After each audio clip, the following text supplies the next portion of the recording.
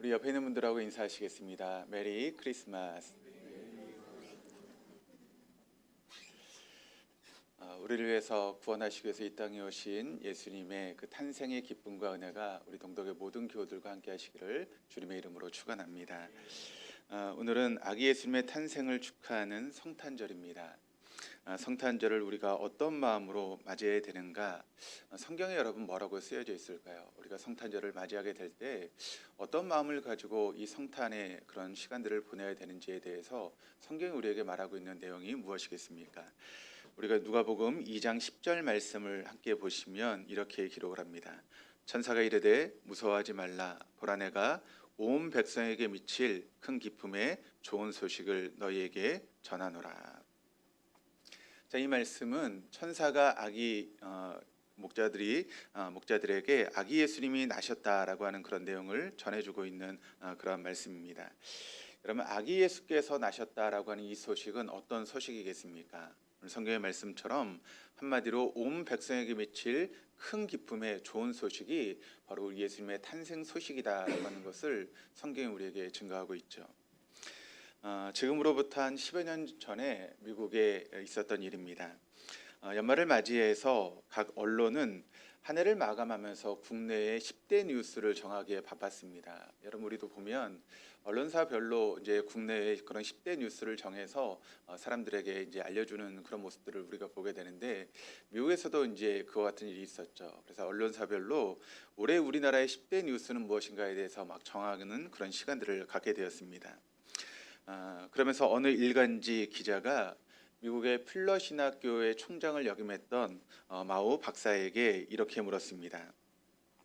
박사님, 세상 사람들이 이렇게 분주하게 10대 뉴스를 찾고 있는데 올 한 해 기독교적인 관점에서 일어났던 가장 중요한 일은 무엇이라고 생각하십니까? 그러니까 세계 여러 가지 이제 그런 뉴스가 있고 또 우리나라에도 뉴스가 있는데, 기독교적인 관점에서 올 한 해 일어났던 일 중에 가장 중요한 일은 무엇입니까? 라고 하는 것을 이제 묻게 된 것이죠. 그 이야기를 들었던 마오 박사는 이렇게 대답을 했다고 합니다. 가장 중요한 사건은 시카고 도심 한가운데에서 아무도 보지 않는 가운데 15살의 소녀가 무릎을 꿇고 눈물을 흘리며 자신의 인생을 예수님께 드리겠다고 헌신한 일일 것입니다. 그것은 어쩌면 한 인간에게만 가장 큰 뉴스일 뿐만 아니라 하늘을 뒤흔드는 지상 최대의 뉴스일 것입니다 라고 그렇게 이야기를 합니다. 덧붙여서 이렇게 이야기를 합니다. 결국 중요한 것은 어떤 경우에도 예수 그리스도를 우리가 만나야 한다는 것입니다. 그 이름을 발견하는 것이야말로 지상 최대의 사건입니다. 이 예수를 발견하기까지 우리의 노력은 끝까지 중단되어서는 안 됩니다 라고 그렇게 대답을 했다는 것입니다. 마오 박사의 이런 이야기는 아마 기자가 원하는 이야기는 아니었을지 모릅니다. 세상에 바로 보는 뉴스와 거리가 멀어도 한참 먼 그런 이야기를 이 마오 박사가 하고 있는 것이죠. 사실 어느 누가 여러분 시카고의 한 거리에서 일어났던 한 소녀의 그런 회심을 주목해 보겠습니까? 세상에 여러분 바쁜 일도 많고 또 여러 가지 뉴스들이 많은데, 한 소녀의 그런 회심 사건이 뭐 사람들의 이목을 끌 수 있는 그런 사건이 되겠습니까? 그러나 정말 중요한 것은 눈에 보이지 않아 라고 이야기하고 있는 어린 왕자의 한 대목처럼, 여러분 눈에 보이는 것만이 정말 중요한 뉴스는 아닐 수 있다라고 하는 것을 우리는 잊지 말아야 합니다. 우리가 2000년 전으로 돌아가서 로마 제국에서 10대 뉴스를 꼽으라고 하면 여러분 예수님 당시 어떤 뉴스가 선정되었을까요? 당시에도 수많은 뉴스들이 아마 로마 제국 가운데 흘러 넘쳤을 것입니다. 차기 황제를 향한 권력의 암투, 또 원로원에 대한 로마 시민들의 그런 불만과 불평, 또 어느 지역에서 일어났던 대대적인 폭동 사건, 또 로마의 살인적인 부동산 가격, 또 유명 인사의 스캔들 등 여러 뉴스들이 아마 로마 제국 가운데 퍼지고 있었을 것입니다. 그러나 그 어느 누구도 로마 제국의 변방이었던 유대 땅의 베들레헴에서 아기 예수님이 탄생하셨다라고 하는 그런 사건을 아무도 주목하지 않았을 것입니다. 당연히 그 당시 로마 제국과 유대 땅에서도 10대 뉴스에 끼지 못하는 그런 이야기로 끝나고 말았을 것입니다. 그러나 그날 그 초라한 마국간에서 일어났던 예수님의 탄생 사건은 그의 뿐만 아니라 역상 모든 시기를 통틀어서, 또 그 작은 땅 베들레헴뿐만 아니라 5대양 6대지를 통틀어서 가장 중요한 지상 최대의 뉴스다라고 하는 것을 우리는 잘 알고 있습니다. 아기 예수님의 탄생을 중심으로 우리가 알고 있는 것처럼 역사는 기원 전과 기원 후로 나누어지고 있습니다. 그리고 그렇게 막강했던 로마 제국이 기독교가 국교가 되는 그런 일들도 벌어지게 되었습니다. 그 사건이 2000년이 지난 지금도 여전히 많은 영향력을 사람들에게 발휘하고 있고, 또 마오 박사가 말한 대로 예수를 발견하는 것이야말로 2023년도 지상 최대의 사건이 될 수 있는 그런 일이다라고 하는 것을 우리는 잊지 말아야 합니다. 다사다난했던 계묘년 2023년도가 지나가고 있습니다. 금년에도 우리의 눈과 귀를 사로잡았던 빅뉴스들이 우리의 주변에 있었습니다. 예를 들어서 일본이 후쿠시마 오염수를 방류했다든가, 그리고 얼마 남지 않은 총선을 앞두고 우리나라의 그런 정치에 여러 가지 그런 일들이 벌어지고 있습니다.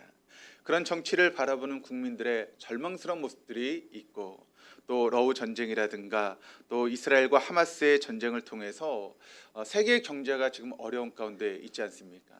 뿐만 아니라 금리 인상으로 집을 샀던 사람들의 그런 이자 부담의 압박이 또 거세지고 있고, 또 그런 시대를 살아가는 청년들의 암울한 그런 모습들을 우리가 발견하게 됩니다.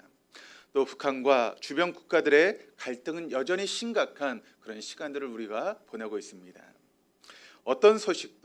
우리에게 들려주는 어떤 소식도 우리를 기쁘게 할 만한 그런 소식들이 없는 그런 시대 가운데 우리가 삶을 살고 있다라고 하는 것을 우리가 알게 됩니다. 그러나 앞서 말씀을 드리는 것처럼 보이는 것이 전부가 아니다라고 하는 그런 이야기처럼, 이런 암울하고 절망적인 상황 속에서 들려오고 있는 예수님이 태어나셨다라고 하는 이 소식이야말로 온 백성에게 미칠 기쁨의 큰 소식이다라고 하는 것을 여러분 믿으시기를 바랍니다. 그 소식이야말로 우리에게 정말 기쁨을 줄 수 있는 기쁨의 소식이 되고 있다라고 하는 것을 우리는 언제나 잊지 말아야 하는 것입니다.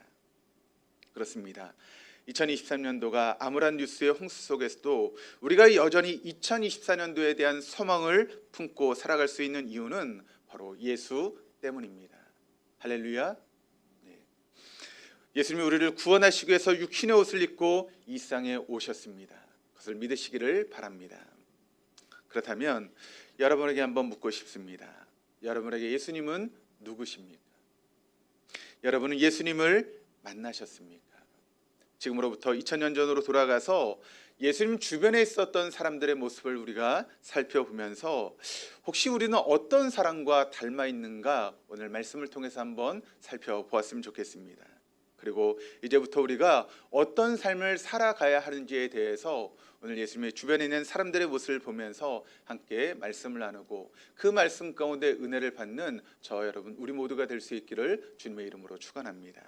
첫 번째, 아기 예수님 주변에 있었던 사람들 중에 예수님이 탄생하실 때 무관심한 사람들이 있었다라고 하는 것을 우리는 성경의 말씀을 통해서 보게 됩니다. 그들이 누구인가 하면 바로 대제사장들과 율법 교사들이었습니다. 아니, 그들뿐만 아니라 대부분의 백성들도 아마 마찬가지였을 것입니다. 오늘 본문의 말씀이 이렇게 시작을 하고 있는데 우리 1절, 2절 말씀을 같이 한번 읽어보도록 하시겠습니다. 헤롯 왕 때 예수께서 유대 베들레헴에서 나심에 동방으로부터 박사들이 예루살렘에 이르러 말하되 유대인의 왕으로 나신 이가 어디 계시냐? 우리가 동방에서 그의 별을 보고 그에게 경배하러 왔노라 하니. 자, 유대인의 왕으로 나실 이가 나게 되었다라고 하는 이 소식을 사람들이 듣게 되었습니다. 그런데 그 소식을 듣고 가장 깜짝 놀랐던 사람이 있는데 그 사람이 누구겠습니까? 바로 지금 유대의 왕으로 있는 헤롯이라고 하는 사람이 깜짝 놀라게 된 것이죠. 아니, 내가 유대의 왕인데 누가 유대의 왕으로 태어나라고 하는 그런 깜짝 놀라는 그런 일이 있었을 것입니다. 그래서 그 헤롯 왕이 대제사장들과 율법 교사에게 만약 그 예수님께서 나신다면, 유대인의 왕으로 오시는 분이 나신다면 어디서 태어날 것인가에 대해서 물어보게 됩니다. 그러자 그들은 태연하게 대답을 합니다. 예, 유대 베들레헴입니다. 왜냐하면 성경에 그렇게 기록되어 있기 때문에 그렇습니다. 그것이 전부였습니다. 종교적인 습관에 젖어 있었던 그들은 헤롯이 시키는 대로 그럼 메시아가 어디서 태어날 것인가, 또 예수님이 어디서 태어나실 것인가에 대해서 조사하는 그런 정도의 반응만을 보이고 있는 것이 바로 대제사장과 율법 교사였다라고 하는 것을 오늘 성경이 우리에게 지금 보여주고 있습니다. 여러분, 예수님의 탄생의 소식은 어떤 소식입니까? 바로 하나님이 친히 인간의 몸을 입고 이 땅에 오셨다는 것입니다. 그리고 그 예수님은 온 인류를 구원하시기 위해서 우리에게 오셨다라고 하는 그 놀라운 소식을 조금도 흥분하거나 감격하지 않은 채 너무나 무감각하게 이야기하고 있는 사람들의 모습을 오늘 말씀을 통해 우리는 보게 되는 것이죠. 다만 그럴 수 있다고, 만약 그런 일이 일어난다면 성경에서는 베들레헴에서 그런 일이 일어날 것이다라고 기록하고 있다라고 그저 담담하게 남의 이야기를 하는 것처럼 이야기하고 있는 대제사장과 율법 교사의 모습을 우리는 성경의 말씀을 통해서 발견하게 됩니다. 여러분, 그들이 누구입니까? 성경에 관해서 그리고 율법에 관해서 누구보다 잘 알고 있다라고 자부하고 있던 사람들 아닙니까? 누구보다 성경을 더 사랑하고 하나님을 더 사랑한다라고 자부하고 있었던 그들이었지만, 정작 하나님의 아들이신 예수님이 이 땅에 태어난다라고 하는 그런 소식을 듣고도 전혀 감격하거나 감동도 없고 기쁨도 없는 그 같은 모습을 우리가 발견하게 된다는 것이죠. 여러분, 이것은 참 놀라운 이야기 아니겠습니까? 우리의 신앙생활에 있어서 가장 경계해야 될 것이 있다면 그것은 무엇이겠습니까? 그것은 바로 신앙에 대해서 무관심한 것, 그것이 바로 우리가 경계해야 될 가장 중요한 부분일 것입니다. 습관적으로 나와서 예배를 드리고, 습관적으로 나와서 설교를 듣고, 습관적으로 헌금하고, 습관적으로 봉사하는 이 습관적인 무서움이 우리에게 있을 수 있다라고 하는 것을 여러분 잊지 마시기를 바랍니다. 만약 이런 사람이 있다면 이런 사람은 회개할 것이 없을 것입니다. 왜냐하면 나는 열심히 나름대로 출석하고 있는데 그런 사람이 회개할 것이 무엇이 있겠습니까? 이런 사람은 반성할 것도 없을 것입니다. 자기는 열심히 헌금도 하고 봉사하고 있으니까 자신은 반성할 것도 없다라고 생각하고 신앙생활 할 것입니다. 그런데 안타까운 것은 오늘 교회마다 이런 불행한 사람들이 자꾸 늘어나고 있다는데 안타까움이 있는 것 아니겠습니까?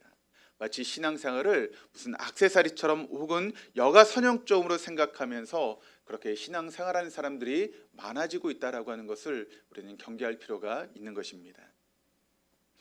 오늘 본문에 등장하는 대제사장과 율법 교사들, 어쩌면 이런 사람들이 오늘 수많은 목회자들 가운데 저를 포함한 목회자들 속에 있을 수 있다는 것입니다. 어쩌면 수많은 장로님들 속에 있을지도 모릅니다. 어쩌면 열심히 교회에 다니고 봉사하고 있는 성도들 속에도 이런 사람들이 있을 수 있다는 것입니다. 아니, 좀 더 솔직하게 말씀을 드리면 이것이 오늘 저와 여러분의 모습일 수 있다라고 하는 것을 우리가 한번 깊이 생각하는 그런 시간이 되었으면 좋겠습니다. 저에게 가장 두려운 것이 무엇인지 아십니까? 제가 목회를 시작하면서 거의 목회가 30년 가까운 목회의 시간이 되었습니다. 연륜이 쌓여가고 또 목회의 시간들이 쌓여가면서 자꾸 요령만 늘어가는 것은 아닌가라고 하는 그런 걱정이 있습니다. 이게 여러분 저만의 문제겠습니까? 혹시 장로님들은 그렇지 않으신가요? 기도로 준비하지 않고도 얼마든지 유창하게 대표 기도를 할 수 있습니다. 성도는 어떻습니까? 아무런 준비 없이 얼마든지 우리가 예배에 참석할 수 있다는 것입니다. 그 영원 불변하신 전지전능하신 무소부지하신 하나님을 우리가 만나러 오는데 아무런 준비도 없이 두려움과 떨림도 없이 하나님 앞에 나와서 그저 형식적으로 예배할 수 있는 그런 모습들이 얼마든지 우리 안에 있을 수 있다라고 하는 것입니다. 이것이 바로 우리 신앙의 문제 아니겠습니까? 그런데 여러분, 사람은 얼마든지 속일 수 있습니다. 그러나 하나님은 우리가 속일 수 없습니다. 우리가 어떤 마음으로 예배를 준비하고 있는지, 어떤 모습으로 우리가 하나님 앞에 나와 예배를 드리고 있는지 우리의 마음을 아시는 하나님께서 우리의 모든 것을 알고 계시다는 것입니다. 그 하나님 앞에 우리가 어떻게 속일 수 있겠습니까? 아무리 성도들이 은혜를 받았어도 자신이 먼저 은혜를 받지 않은 설교는 하나님 앞에 아무런 상급이 없습니다. 아무리 성도들이 은혜를 받았어도 자신이 먼저 은혜를 받지 않은 기도는 아무리 우리에게 유익이 없습니다. 아무리 성도들이 좋아하는 그런 봉사를 한다 할지라도 자신이 먼저 은혜를 받지 않고 하는 그런 모든 봉사들은 하나님 앞에 칭찬이 있을 수 없습니다.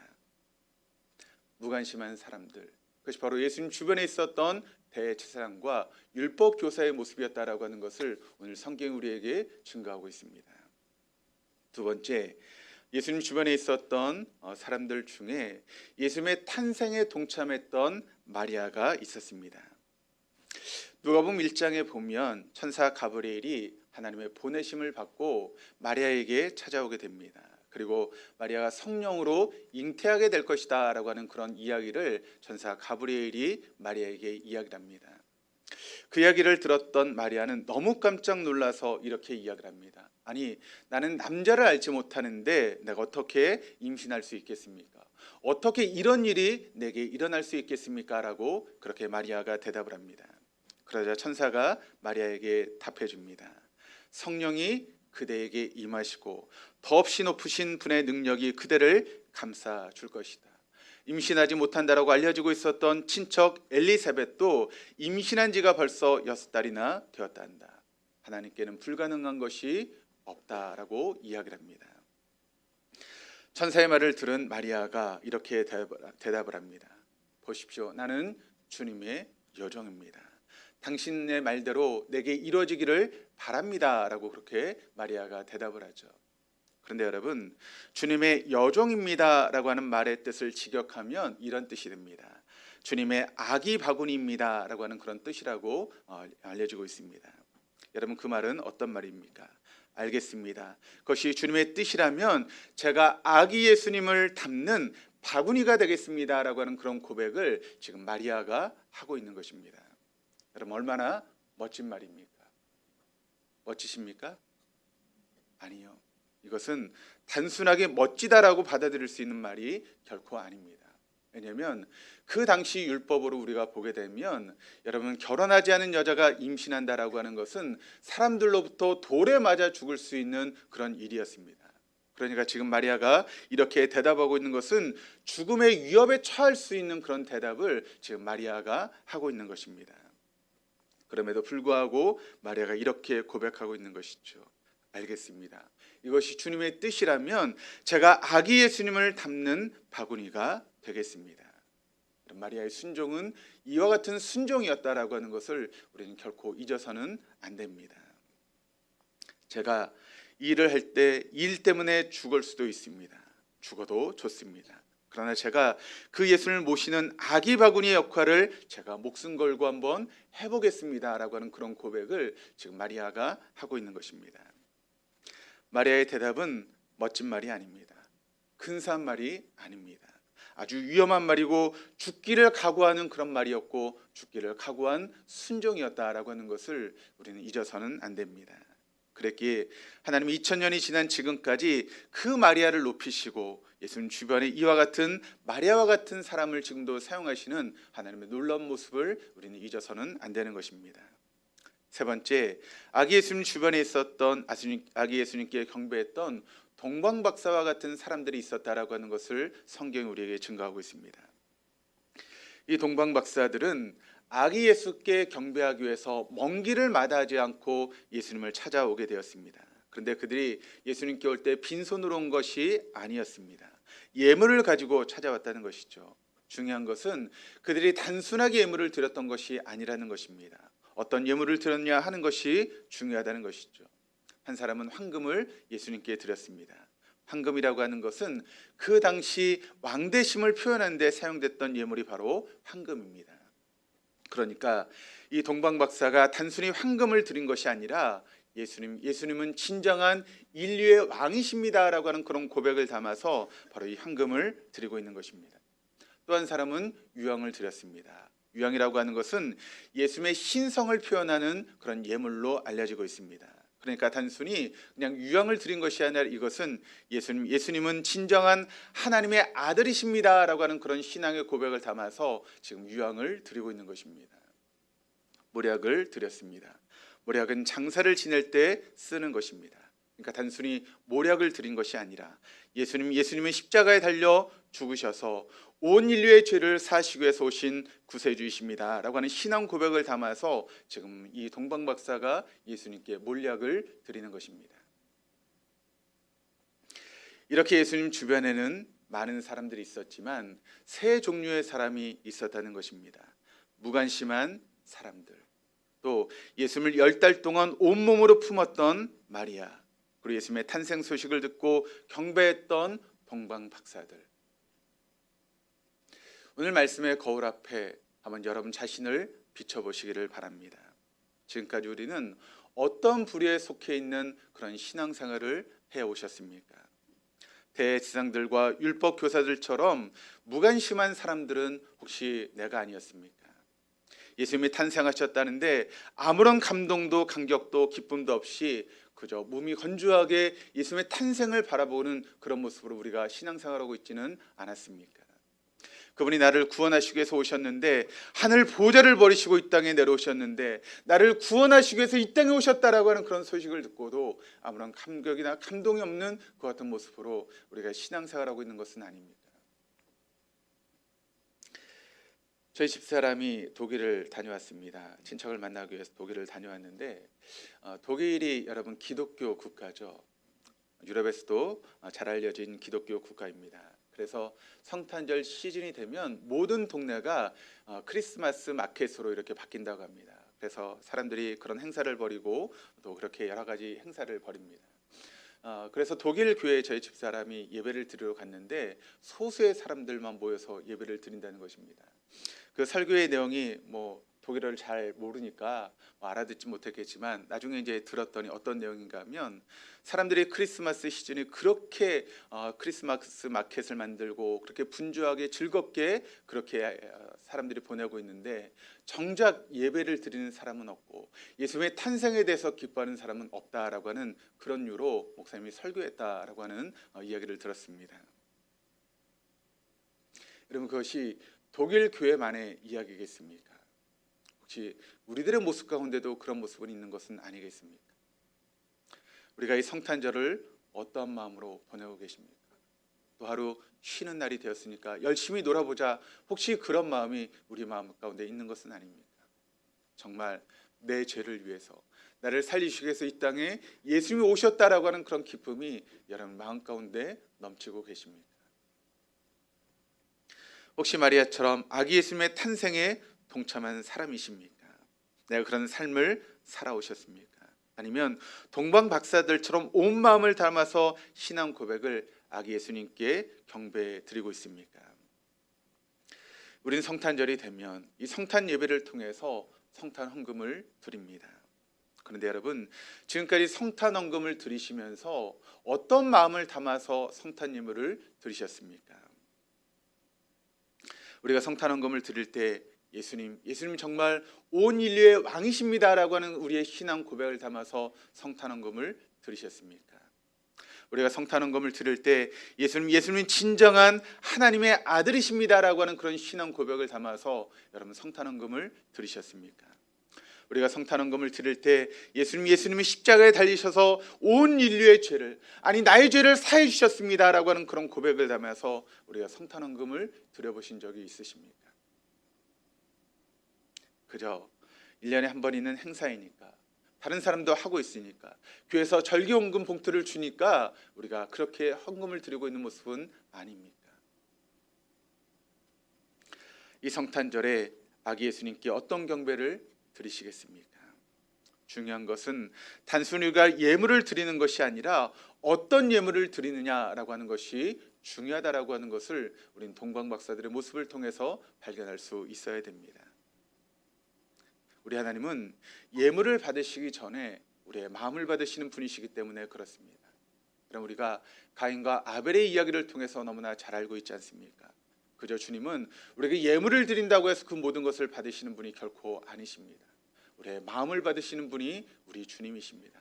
그러므로 내가 적은 물질을 드린다 할지라도 우리의 마음을 담아서 하나님께 예물을 드릴 때 그것은 어떤 많은 물질보다 귀하게 하나님께서 받으시는 예물이 된다라고 하는 것을 여러분 잊지 마시기를 바랍니다.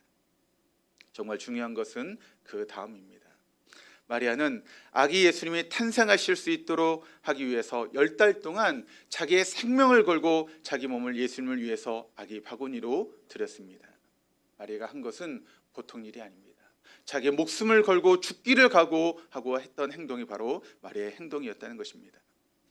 2000년 전에 초림하셔서 우리를 죄에서 구원해 주신 예수님은 반드시 다시 이 땅에 재림하실 것입니다. 그리고 그 재림을 통해서 우리를 영원한 하나님 나라로 데려가실 것입니다. 그러나 하나님 나라는 구원받지 못한 사람은 절대 갈 수 없는 나라가 바로 하나님의 나라입니다. 어린아이가 부르는 노래처럼 돈으로도 못 가요, 힘으로도 못 가요. 거듭나야 가는 나라, 믿음으로 가는 나라, 그 나라 바로 하나님의 나라입니다. 오직 예수를 믿을 때만 우리가 갈 수 있는 나라가 바로 하나님의 나라라고 하는 것입니다. 예수님의 성탄을 가장 값지게 하는 일은 여러분 어떤 일이겠습니까? 그것은 바로 내 주변의 사람들, 믿지 않는 그 사람들을 품고 기도하는 것, 그것이 바로 우리가 성탄 시즌을 보내며 해야 될 가장 중요한 일일 것입니다. 그들을 마음속에 품고 또 그들이 하나님의 놀라운 복음을 받아들이고 하나님의 천국에 들어갈 수 있도록 그와 같은 일을 우리가 다짐하고 그들에게 복음을 증거하는 것, 그것이 바로 우리가 해야 될 일 아니겠습니까? 때로는 우리가 복음을 증거하다 보면 손해를 볼 때도 있을 것입니다. 왜 자꾸 이렇게 나를 귀찮게 하느냐고 그 사람과 멀어질 수 있는 그런 가능성도 있을 수도 있다는 것입니다. 그럼에도 불구하고 하나님이 이 사람은 꼭 구원받아야 된다라고 하는 그런 마음을 가지고 내가 이 일 때문에 복음을 증거하다 이 사람에게 멀어지는 한이 있다 할지라도 우리가 그 사람을 위해서 복음을 증거하고 그들이 하나님을 영접할 수 있도록 기도하며 복음을 전하는 일에 우리가 헌신하며 끝까지 일을 감당할 수 있는 것이 저와 여러분이 되어야 될 줄 믿습니다. 이것이 바로 이 성탄 시대에 우리가 할 수 있는 가장 뜻있는 일이다라고 하는 것을 여러분 잊지 마시기를 바랍니다. 그저 나 혼자 신앙생활하다 나 혼자 천국 가는 것, 여러분 그것이 정말 하나님께서 원하시는 일이겠습니까? 아직도 내 주변에 내가 사랑하는 많은 사람들이 예수님을 알지 못하고 지옥을 향해 가고 있는데 여러분 그 사람에 대해서 눈을 감는 것이 정말 하나님이 원하시는 일이겠습니까?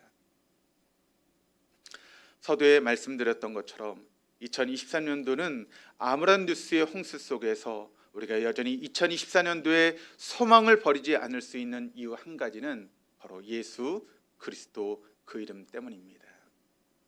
그분이 태어나셨습니다. 그러나 예수님의 탄생하셨다는 사실보다 더 중요한 것은 그분의 탄생이 과연 나에게 어떤 의미로 다가오고 있느냐라고 하는 것 아니겠습니까?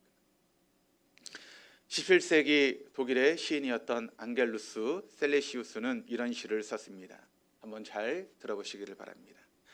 그리스도께서 베들레헴에서 1000번을 태어나신다고 해도 그대 안에 태어나지 않으면 그대의 영혼은 의지할 데 없으리. 골고다 언덕 위의 십자가를 아무리 우리가 바라본다 해도 그대의 마음속에 세워지지 않으면 예수의 십자가는 헛되고 헛되리. 그렇습니다. 1000만 번 예수님이 베들레헴에서 태어난다 할지라도 내 안에 태어나지 않는다면 그 예수님의 태어남이 우리가 무슨 소용이 있겠습니까? 말씀을 들은 여러분들은 지금 무슨 생각을 하고 계십니까? 과연 예수님의 탄생이 여러분에게 어떤 의미로 다가오고 있습니까? 예수님의 십자가가 과연 나에게 어떤 의미로 다가오고 있는지 오늘 이 시간을 통해서 우리가 곰곰이 생각해 볼 수 있는 시간이 되었으면 좋겠습니다. 아니 목사님, 그럼 우리는 어떻게 해야 됩니까? 어떻게 우리가 이런 삶을 살아갈 수 있습니까? 우리가 걱정할 필요가 없습니다. 우리가 성령을 받아들이면 이런 삶은 자연히 가능하기 때문에 그렇습니다. 이와 같은 삶은 나의 노력이나 의지나 나의 열심으로 이루어지는 것이 아니라는 것입니다. 내가 성령님을 모셔드리면 그때부터 우리의 삶은 성령이 인도하신 대로 따라갈 수 있는 것이죠. 우리가 성령을 모셔드리면 우리가 하나님이 기뻐하실 것을 소원하게 하고 그 같은 삶을 살아갈 수 있도록 우리를 도우시고 인도하시기 때문에 그렇습니다. 가끔 회의나 또 여러 가지 일들이 있어서 지방을 내려가는 경우가 있습니다. 그러다 보면 처음 가는 그런 도시들도 있을 때가 있습니다. 그런데 걱정을 하지 않습니다. 왜 그렇습니까? 처음 가는 길을 할지라도 주소만 내비에 치면 그때부터 내비가 인도하는 대로 따라가기만 하면 제가 가려고 하는 목적지에 얼마든지 도착할 수 있기 때문에 그렇습니다. 내비게이션이 알아서 내가 가야 될 길을 알려주고 그곳에 이렇게 인도하기 때문에 내비가 인도하는 대로 따라가다 보면 우리는 도착지에 도착해 있는 것입니다. 마찬가지입니다. 우리의 신앙생활은 그렇게 하는 것입니다. 내가 하면 안 되는 것입니다. 내가 하는 것이 아니라 내 노력이나 의지로 되는 것이 아니라는 것이죠. 우리가 성령을 모셔드리고 성령께서 우리를 인도하시는 대로 우리가 순종하고 따라가다 보면 우리가 원하는 도착지에 도착할 수 있는 것이죠. 성령은 우리 안에서 우리가 가야 될 길을 지금도 가르쳐 주시고 내가 원하는 것이 무엇인지를 깨닫게 하시고 또 하나님 원하시는 그런 삶을 살아갈 수 있도록 우리를 도우시는 분이 바로 우리 안에 계시는 성령님의 역할입니다. 저는 우리 동덕의 모든 교우들이 그런 삶의 주인공이 될 수 있기를 주님의 이름으로 축원드립니다.